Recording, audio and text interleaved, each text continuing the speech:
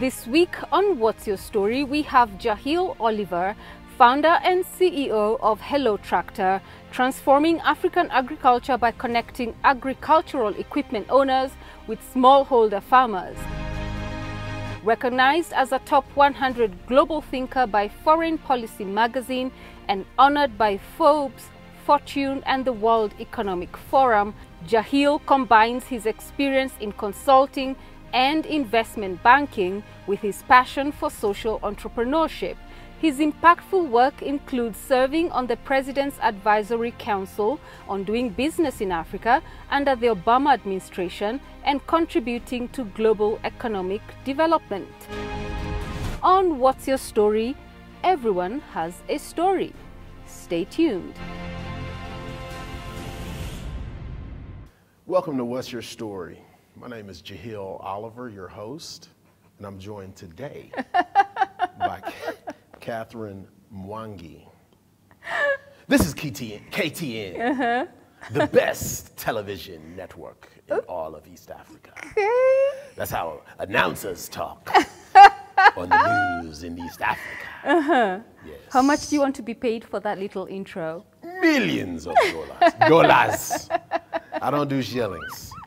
Dollars. Okay. Yes. Welcome to the program. This young man you see here is an entrepreneur based in this country the last 6 years. I hope he was honest with me. Pre the show. You see what we went through just before this show began. This is just like 0.0001% of what he took us through. But we're so happy to have you on the show. It's a pleasure to be here. And before him settling here, he was living and working in Nigeria. And before then, obviously, from his accent, and you can tell that he is from America, African American. African American. Get that? Okay. African. How will I do this today? Okay, but you're most welcome. Thank you for tuning in tonight. It's a great story of a man who found ways of empowering we who live here in this part of the world, which is beautiful Africa. And he started this company while in Nigeria and now expanding to Kenya. And I'm thinking there'll be great expansion in other parts of this beautiful continent. Jehiel. Absolutely. You are welcome. Thank you. Hello Tracktor. Yes. Yes, that's the name of your company. That's it. Yeah, so before we even go to where you were born, etc., it is important because you emphasize you're African. Yes, American. Yeah. Okay. What's with that passion of identifying as an African? Well, the African diaspora is a global community. Yeah. A rich global community. Yes. And I embrace that part of my identity. Yes. So it's part of the reason why I'm here. Yes. Yeah. Why? Like, why? How do you decide, okay, America, great, it's been real, you schooled there, you had opportunities there, we'll come to that in part two of the show, but then you say, I want to go to Africa. Well, from a business perspective, Yeah. Africa is the fastest growing region in the world. Yeah. And then on a personal level, my parents were both very culturally aware people. Okay. My dad is Trinidadian. My mom is African American. Okay. But we were born into a household that exposed us to the kind of broad tapestry of the African identity, and from South America to the Caribbean to Sub-Saharan Africa. Yeah. So we grew up learning about all these amazing places. Yes. And so when it was time to start a business, Yeah. I naturally thought about Africa as an option. As an option. And so you took the plunge. Oh, it wasn't a plunge per se. It was a plunge. When I left the U.S., I was in D.C., which is still more or less my home base in the U.S., and moved to Nigeria. And these are very different places. Very. So it was very much a plunge. Yeah. But a good one and a refreshing one. The Nigerian economy is so dynamic. Yeah. The culture is just vibrant, full of energy, like me. Yeah. I'm loud, right? I'm very emotional. I wear my emotions on my sleeve. So in that respect, it was easy to blend into Nigeria because I think that culture is kind of lends itself to those characteristics as well. So it was a plunge, I think. There's also a lot of cultural diversity, even just in Nigeria. And so navigating that, yeah, it was a plunge. Yeah. But it was fun. It was a good experience. It was an additional layer of intrigue on top of just business and trying to figure out how to start a business. Yeah. Just integrating into a new culture, a new environment, a new climate. It was hot. Damn, it's hot. No AC. Okay. Okay. Oh. Well, I mean, yeah, but like not enough. There's never enough AC. So, yeah, so that was interesting, but it was a good experience. So why Nigeria, not, for example, Namibia? Well, Nigeria has the largest population, In Africa, yes. right, on the continent. At the time, it was the biggest economy. It's now since slipped to 3, behind South Africa and Egypt. Right. But at the time, it was number 1. Okay. And the ag sector is such a epicenter for economic growth. They talk a lot about oil and gas, but ag represents such a lion's share of how people earn their income in the country. Yeah. And globally, it has the highest inventory of uncultivated farmland. So there was a lot of opportunity there. And you know, I started my career in finance. And in my banking days, I had a colleague who was Nigerian. And if you know anything about Nigeria, he was from a place called Warri, which is a very tough part of Nigeria. And so that was my first trip to Nigeria, to Africa. And I just had such a good time. So I think it was on the basis of that experience and the opportunities that I saw at the macroeconomic level that drew me to Nigeria. Yeah, when was this? This was 2014. How old were you? That was, I guess I was 31. Okay. Yeah. Okay, and you had the support of your parents. Well, I'm a grown man, so it wasn't really. Over here in Africa, we see I our know. parents' blessing. I know, and I respect that, you know, but I'm a grown man, so I go where I please. Ooh. I had already, no, but I had already started, so when I left, I was working in investment banking through the financial crisis. Right. In 2008. And I had already started to get the itch to do something different, right? And I found out about the world of microfinance, Right. and using finance as a tool for broader-based economic development, Okay. in particularly in communities that are marginalized. But when the financial crisis happened, stress levels increased at the bank, and that's when I decided to transition out. And to make a long story short, my first contract was in Afghanistan. And this is the middle of the war. So my parents had already been exposed to my foolishness way before Why doesn't that surprise me? I decided to go to Nigeria. Nigeria is a cakewalk. Compared to Afghanistan, of Compared course. to all sorts of decisions they've seen me make throughout the course of my life. Oh. Yeah, so. Okay, so you were that child. Absolutely. Is your 100%. twin brother? I learned he has a twin brother. Just before we started rolling tape, I didn't ask enough questions about him. Yeah. So he's your complete opposite, or is the Very same? much so. No, he's very much opposite. He's a chef. Oh. He's much more quiet, maybe slightly more introverted. Okay. We do share a common sense of humor, and but he expresses it differently. Where I'm loud and Yeah. just, you know, Yeah. I'm laughing and just disrupting. Yeah. And I like to run around when I'm laughing for some reason. I don't know.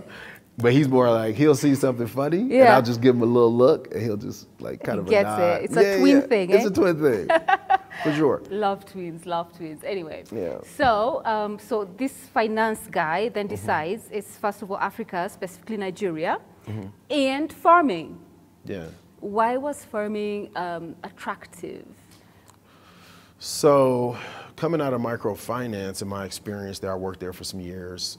What I observed is, you know, in the developing markets, in these fast growth economies, let's call them that, not developing. I like that. But these hyper growth economies, agriculture represents such a lion's share of economic activity on the continent. 40% of the continent's GDP comes from agriculture. 60% of the labor force is engaged in farming and farming adjacent activities. And so if you want to invest your time in something that can catalyze broader based economic growth, agriculture is that industry, bar none. And that was compelling, but doing it in a way that, again, sat at that nexus of commercial business, but also engaging deeply in agriculture, particularly smallholder production systems, which are risky. Farmers in that part of the market are very underserviced and pushed to the complete margins of the economy. That was fascinating to me. And the broader objective for Hello Tractor and my work, even me, when I was in banking, I always wanted to do something that was meaningful beyond just me or a company, but really see how you can be a change agent. Yeah. And so agriculture was that lever that I saw I could pull to see if I could stimulate a broader, deeper impact. Wow. Okay. So again, I still go back to that point where you transitioned from Washington to Nigeria and deciding that it's going to be agriculture for these reasons and not anything else. But what's fascinating as well about your story is that you incorporated tech into it. Yeah. So again, because the world now is tech is the language. It's really just tech. I mean, anything you're doing, pitching to anybody, what's the tech component here? And you're like, there's none, go find it. Right. So you incorporated both. So food basket, that's Africa, then there's tech. So tell us where the convergence of both and how you were able to implement that in Africa's largest, at the time, economy. At the time, you know, just based on the research, you know, I discovered the importance of mechanization in agriculture and how that was one of the bigger roadblocks to closing the yield gap, what our farmers produce on average versus the global averages. And closing that yield gap is the focus of our business. And a lot of that yield gap is because farmers plant late, undercultivate their lands, and they need machinery. You know, farmers are getting up there in age, and young people are not interested in farming. We have some of the highest urbanization rates in the world here. Most folks want to live in Nairobi and, you know, live that soft life. Nobody's interested in being a farmer, particularly when it's being done manually. And so that was a real challenge that we knew we needed to address. Now, tractors are expensive. I started with, you know, what are the economics of owning a tractor and delivering services? And a service-based model, Uber was kind of coming up. I thought, wow, this is building a kind of Uber for tractor platform can make tractor services affordable while generating income for the tractor owner, right? But in order to become comfortable sending your tractor to, you know, you may be in Nairobi and you have a tractor in Busia servicing farmers out in the east or in Western Kenya, sorry. You know, that could be a uncomfortable thing, but with technology, you know, we built a fleet management solution on top of GPS on the tractors. So you see all aspects of that tractor that are relevant to you. Performance, maintenance needs, fuel consumption and theft, how much work the tractor is doing, and we back into it algorithmically, so using a lot of machine learning and data science to make those individual data points relevant to a tractor owner. And we were first to market with that solution, which gave us a real competitive edge globally. Even though we started in a market where it was under mechanized, we quickly developed a strong brand and reputation for technology excellence globally within the segment of the market that we were focused. So, you know, 100 horsepower and below tractors, first to connect them to the cloud and give tractor owners those data points that are going to be most valuable to them, right? And then the second piece was once you have the asset visibility, you feel comfortable sending it out, Then having a separate application that agents in the community can use to book farmers. Okay. Earn a commission booking those farmers. When the tractor with our tech goes out to service those farmers, it's a fully digitized workflow. As a tractor owner, you can sit in Nairobi and see I have 15 jobs today in these locations. You can see when the jobs are completed and payments are being made. So trying to bring as much holistic support to not just the tractor owner, but also those farmers in the market who need the services. Right. And we built out those capabilities over time, Yeah. right? It certainly didn't happen overnight. Yeah. And it's very complex, right? Because we're digitizing the first mile of agriculture. People say the last mile, it's the first mile, right? Our food starts from the field and it ends up on your fork. Your fork is the last mile, right? But the first mile is where we focus, and digitizing that to bring transparency, bringing in a lot of data to de-risk, getting banks to finance. Yeah. All that is woven into the Hello Tractor story. And it didn't start with tech, but tech was clearly something that was necessary to enable the broader mission. So then what did it start out as if tech Yeah. wasn't part of it from the beginning? Yeah, it's funny. I was coming from finance, right? Yeah. So I was looking at these tractors thinking, okay, if you finance a $30,000 tractor, Yeah. and you can get a certain number of acres per year at a certain price point, that tractor generates enough income to service the debt on the tractor and have a generous take home for the tractor owner. And so initially I was going to start a tractor finance fund, right?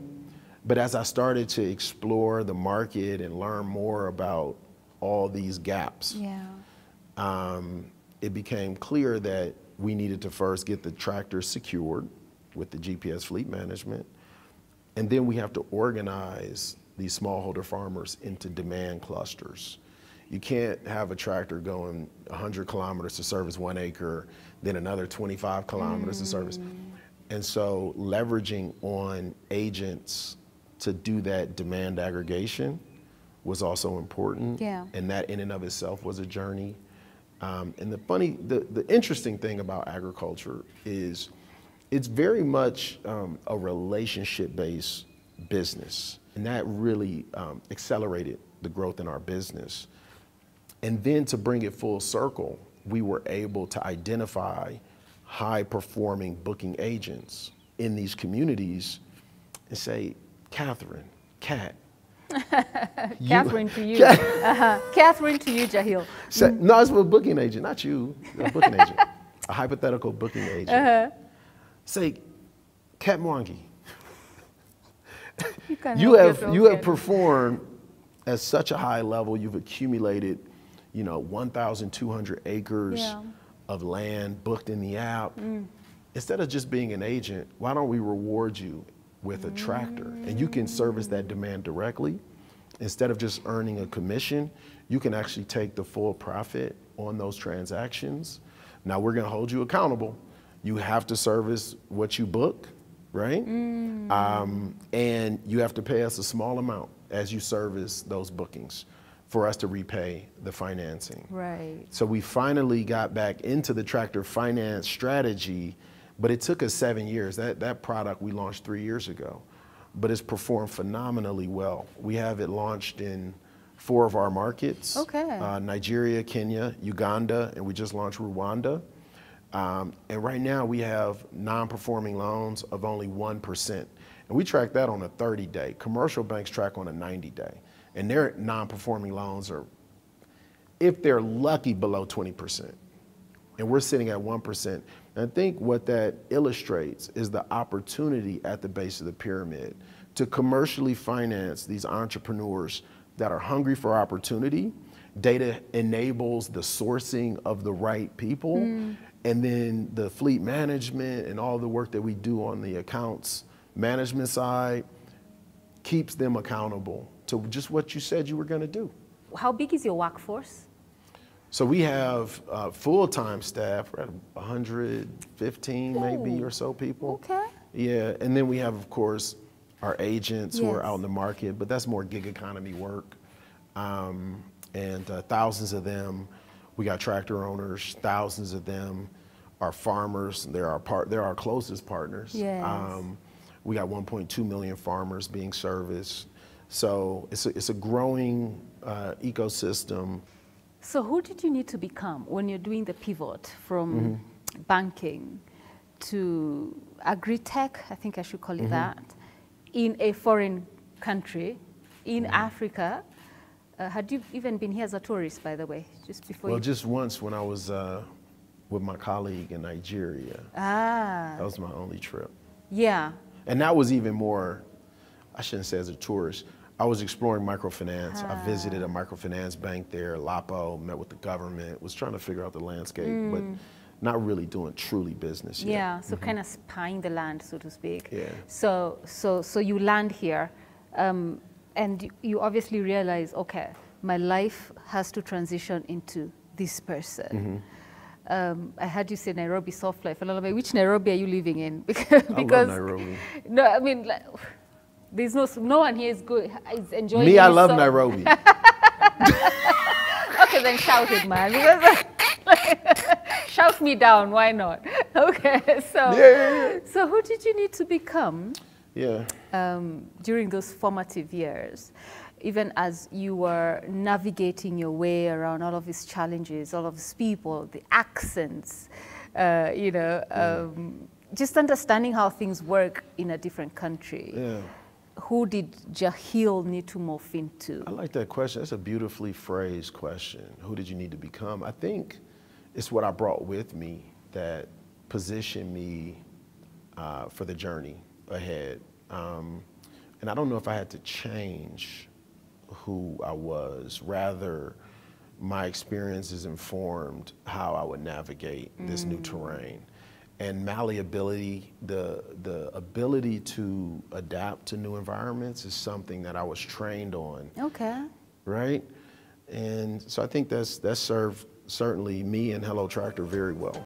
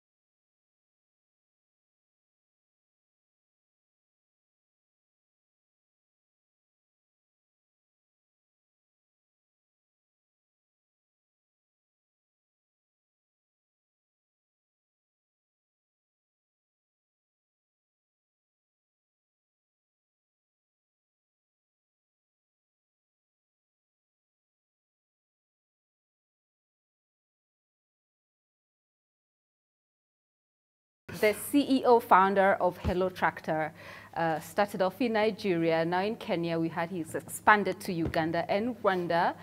Yeah, I don't even know where else to go. We're in 18 countries. In Africa, 18. But our tractor finance is in those 4 countries that you mentioned. So there's a difference.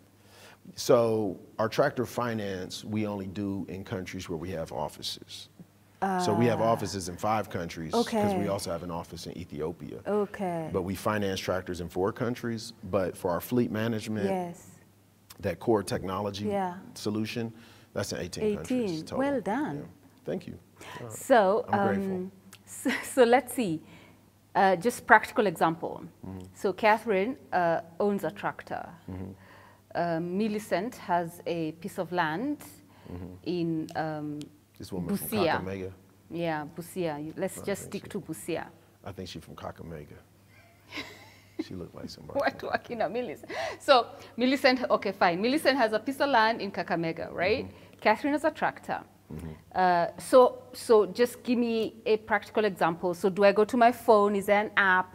So break it down to me. The whole workflow. Yes, granular completely. Yes, go granular. So first, Hello Tractor will come to you. Hey, you got this tractor. We can help you manage the tractor. Pause there. So how do you know I have a tractor? Well, we work through a lot of the tractor dealers. Okay. We work through banks. Okay. We work through tractor manufacturers. So when they ship tractors, they ship with technology. Okay. So we have multiple channels to make sure tractors have our technology. Got it. Wow. And if you just have a tractor, you can get our technology retrofitted onto the tractor. And we have a good digital sales team that can target who are the tractor owners and engage them there. So you come to me. Come to you, fit your tractor with our tracking technology, give you some training on how to remotely monitor and manage your tractor. We have an operator training program if you need a trained operator. We work with, in Kenya, Egerton University on that. Okay. It's a nationally certified operator training program. Okay. So that now you have a professional driver on your tractor who knows not just how to drive a tractor, but how to operate the different implements to make sure the tractor is protected while the services the operator delivers are yield maximizing. So that's the package that you get, okay?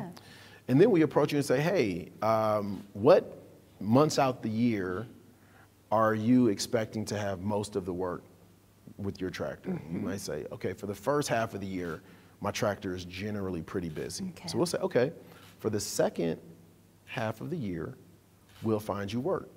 And you say, that sounds amazing. Okay. Great. So once we get you signed up, our account services team will reach out and say, hey, we have a booking agent in Kakamega. Millicent is one of maybe 100 farmers that booking agent has organized for your tractor. Once you arrive in Busia, you meet up with your operator meets with the agent and you all get to work. And that might be 20, 30 days of work while you're in Busia. Okay. While your tractor is in Busia. You're still here in Nairobi. Yeah. Right? And then when it leaves Busia, we would have organized work in a different part of Nairobi. Maybe you go to Kilifi. Okay. And you have a booking agent there that your tractor meets with. You're just seeing the work getting done on schedule, and you had already had a discussion with your account manager about the work that you needed done, the months that your tractor would be available, and a route to keep that tractor available throughout the rest of the year with booking agents at every stop point along that route. And you're generating money, you're feeling good, and you're like, I want to buy another tractor. And so you might expand your fleet, right? Yeah. And then maybe some of those booking agents, like the one in Kakamega who booked Millicent, as that person approaches 1,200 acres, we'll reach out to them and say, hey, you've been really doing a good job. You've been a booking agent with us for a couple years now. Let's get you into a tractor, and we'll finance that person to become a tractor owner. So then you see a growth flywheel. Yeah. Okay, so what do the hard days look like? It sounds like a super well-oiled machine. No, really does. At least how you've explained it. But I can imagine there are phone calls you look at and you're like, oh gosh. Yeah. So what are those oh gosh moments? What are the bad days? It's a variety of challenges. Okay. A variety of challenges. Everything from rate increases, right? When the interest rates increase, that has a real impact on our business and ability to deliver affordable financing to our customers. The floods have been a challenge. Droughts are a challenge. Desert locusts are challenges, right? Civil unrest, elections, tech not working, customers not being satisfied. That's the one that keeps me up the most. And us not delivering 110% of our value proposition. You know, it's so many different things that are both incredibly difficult, but also it's interesting. Yeah. Right? It's just not a dull moment. You have to keep a positive attitude and almost laugh at some of the challenges because they're exogenous and completely outside of your control. But just being methodical about dissecting problems into individual pieces and then execute on solutioning for each piece. Otherwise, you get kind of overwhelmed. Who came up with that name, Hello Tractor? My wife. My wife is definitely smarter than me, so. Yeah. Yeah, for sure. Tell me about your relationship, your family, Well, and how they keep you first. grounded, because I think they do.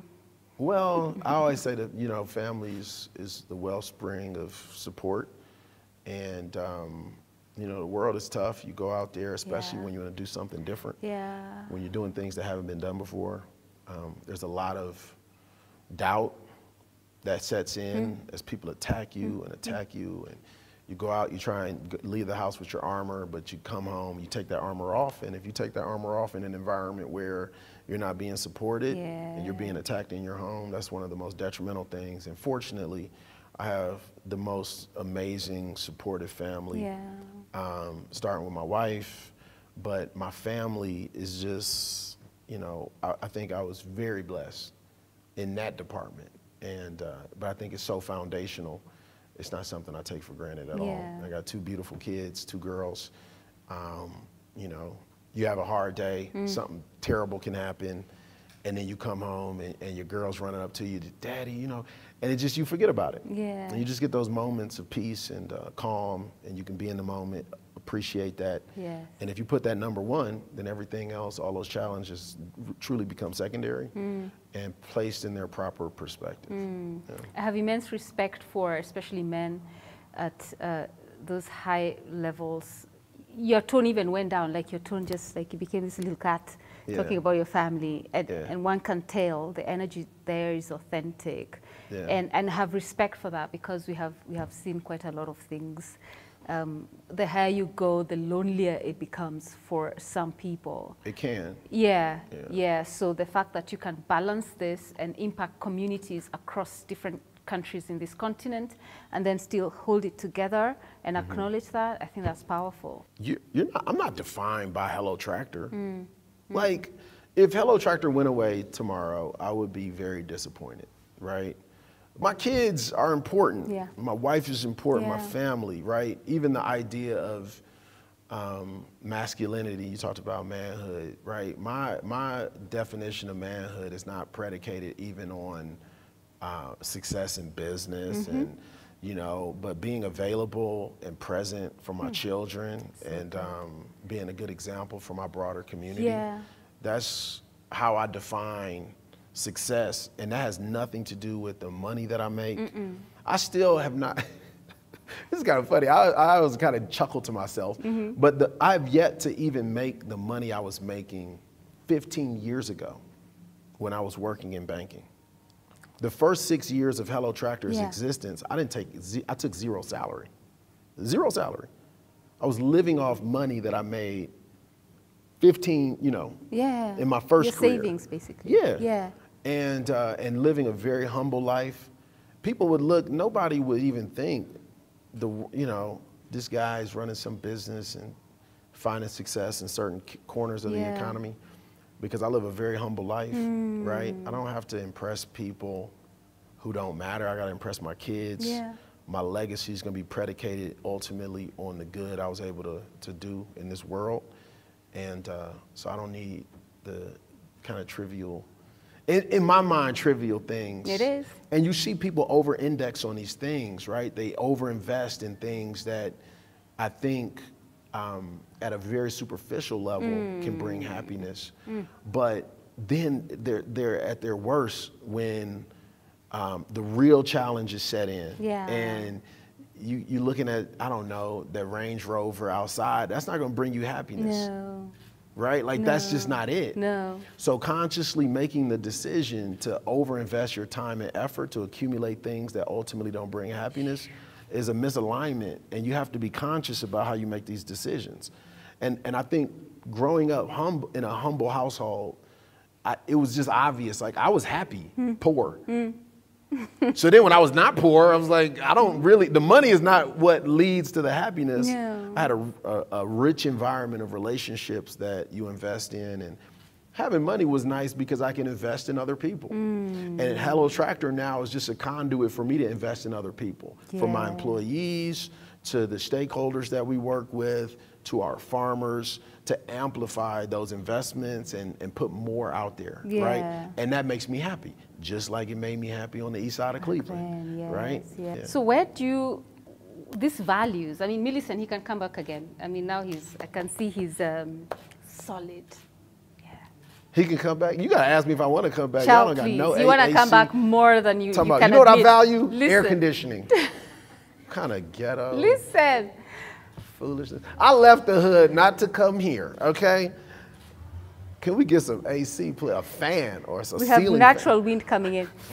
So this, how you sound now, obviously I feel, correct me if I'm wrong, but it's drawn from your background and how your parents raised you. And what are some of those values they instilled in you? I think selflessness is certainly at the top of that list. Selfishness. Selfless. Oh, selfless. That'd be funny. That's why I had to ask again. All this is a charade. Selflessness. Yeah. Okay. I'm just trying to get paid. Okay. Yeah, right. No. So selflessness. Yeah, and just having something that's bigger than you that you're living for. And it's almost like a kind of like rings as you drop like a rock in the water, right? In still water. Like you start with that first ring. Well, the first is you. You need to take care of yourself. But I don't mean that in a suit. Like you need to take care of your emotional well-being, your spiritual well-being, your physical, right, health. And then the next ring out is your family, right? And you really got to figure out like that has to be solid, and that's where real stress lies, right? Like picking the right school for my daughter and like making sure I was supposed to be in the U.S. last week for a conference, and I had to cancel. I didn't realize my daughter's birthday, I totally forgot. I agreed to keynote this conference on some data conference, and I forgot that my daughter's birthday was gonna overlap, and or at least I would be in the air when my daughter. So I said, "Look, man, I hate to do this, but I gotta cancel, right?" And that was a last minute thing, and I felt terrible. But like that priority, who's gonna regret on their deathbed looking back and saying, "Man, I wish I keynoted that data conference," but missing birthdays, missing teacher conferences, even as small as they may be, those things accumulate. And that's where real regret resides, right? And, you know, and so like my happiness is just, I think, is because I've been fortunate enough to at least make mostly the right decisions. I make a lot of mistakes, but like mostly the right decisions when it comes to that next ring out, which is the family. And then, and it's just it's a process of, it's an evolving, evolutionary process. You're not perfect, and you try to get better over time. I really like that. I like this you that is grounded and anchored. Not that the other sanguine. I mean, who's the other me that you were? Who are you referring to? I should have said I like that. Because we immediately go back there. But look, earlier on you said young people are not interested in agriculture, at least from your findings. So how do we get them there? Well, I mean, young people, like everybody else, need to earn a living. They're looking for comfort. They want to be able to provide for themselves and their family. So making it lucrative, I think, is the starting point. I think through mechanization and technology, it becomes easier.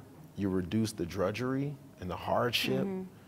And then with the financial incentive on top of that, to earn real money in an industry that has long been characterized by poverty and hardship, but moving it into a more formal economy where you have predictable income that you can generate for yourself and for your family, I think is a great carrot or incentive to get young people back into the farms. Yeah.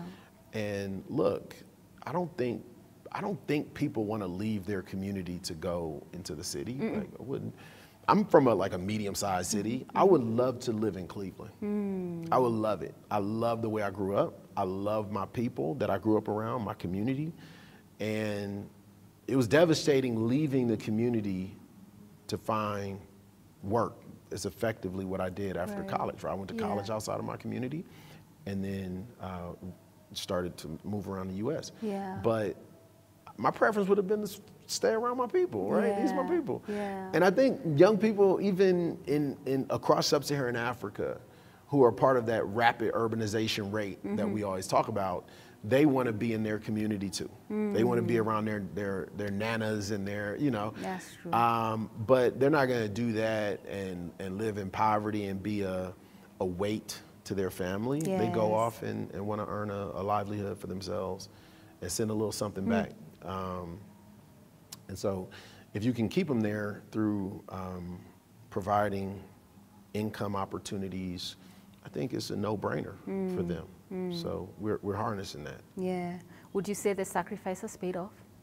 For me? Yeah. I think so. Okay. For sure, I think That's so. good. I don't have any regrets about starting this work. Yeah. As I was mentioning earlier, I think if I knew how hard it would be, maybe I would make a different decision because it has been difficult, but it's certainly paid off, I think. Yeah. Because no one knows how hard or how long it will take. Right. Yeah. I think that's true of just about any Anything. profession. It's true. Right. In your career, you start off like, I want to go into journalism. Yeah. And you realize, wow, I really had to sacrifice a lot Yeah. to only be talking to this bozo, Jehiel, on a Saturday. Yeah, I under should have been these at a lights. wedding, but no. I had to cancel my wedding. I'm supposed to be getting married right now. Again. Could you look into this camera and just not outro? I want you to encourage just entrepreneurs first of all. We start, we stop, we give up, not because we want to, but because it just becomes hard for whatever reason. Yeah. There are people who are judged for it, there are others who have support. And then we get stuck and we don't know how to unstuck. Yeah. And you've worked with young people, especially you being one young person yourself. I mean, you're young. Just say thank you. Thank you. Good. So now look into this camera and just speak to those entrepreneurs who stop, stuck Yeah. in that wheel. Yeah. And they don't know what else, how else, what can I do? So I think as an entrepreneur, certainly there is that cycle and success kind of ebbs and flows. I will remind all of the entrepreneurs out there that talent is evenly distributed, but opportunity is not. And when you look around you, there's so much talent in this market. That is your asset. That is something that you should be very proud of. And sometimes the opportunity doesn't present itself immediately, but if you push through, eventually, with a touch of luck and a lot of hard work, you will find that success. You will, absolutely. And I think Africa's richest resource is that talent that's not finding that opportunity.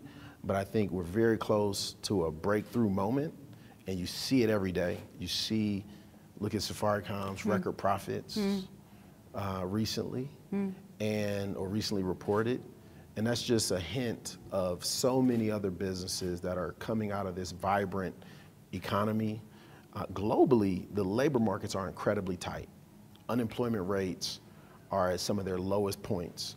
In most parts of the world, at least the mature economies, they have a negative population growth, right?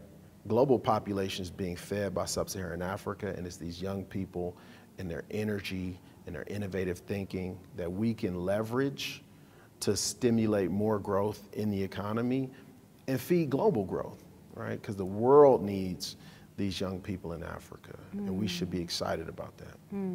I like that. Sober you is beautiful, you man. Would Sober you like to me? say hi to your mom? Sober me? Unataka kupitisha salamu? I only speak Shang. But you told me you know Swahili. I don't speak your refined What Swahili. Sheng do you know? I know all the Shang. I'm not going to do that because we're on Si TV. basi tu uongee na mam umwambie tu ni aje. Excuse you, that's disrespectful. No. Do I want to say something about mama? No. Hey, mom, what do you want me to do? Exactly that. Hey, mom. Hey, wife. Hey, kids. I want to shout out to my kids, Bumblebee and Olive. Oh. Two of the most beautiful souls on this earth. So shout out to them. Bumblebee? That's her real name?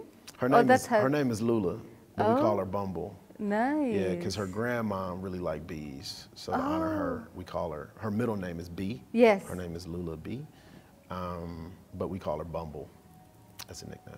It's beautiful. Yeah. So what's next for Hello Tractor as we say goodbye? We established a breadbasket region for Africa. Yeah. And catalyzing broader-based economic growth and prosperity and bringing real opportunity to not just Africa, but the world needs Africa more than it even realizes. So. And if anyone watching wants to get in touch with you as pertaining Hello Tractor. Yeah. Well, I'm not really a social media person because I'm old, even though you said I was young. You're young? I don't feel young some days, but I am on LinkedIn. You can always reach me on LinkedIn. Okay. Just search my name. Or go to hellotractor.com to learn more about the business. Hellotractor.com or Jehiel Olive on LinkedIn. Yes. I'll follow you today. Please, I will follow back. Now I'm blocking you. Everybody else but Kat.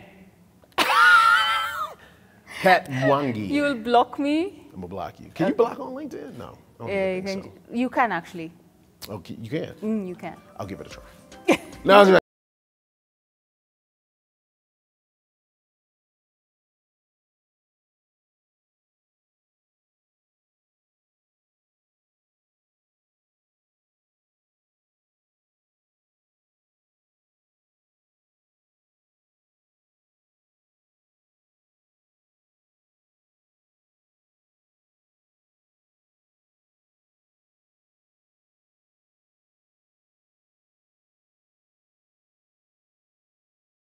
Get ready for a sizzling Sunday at Holiday Inn Nairobi 2 Rivers Mall. Join us every last Sunday of the month for a spectacular Sunday barbecue. Delight in our mouth-watering Choma brunch accompanied by live music and exciting kids activities including puppet shows and bouncing castles. All this for just 4,000 Kenya shillings per person. Kids under 6 eat free and ages 6 to 12 get 50% off. Make your reservations now. Call 0709-264-000 or email reservations@holidayinnairobi.com.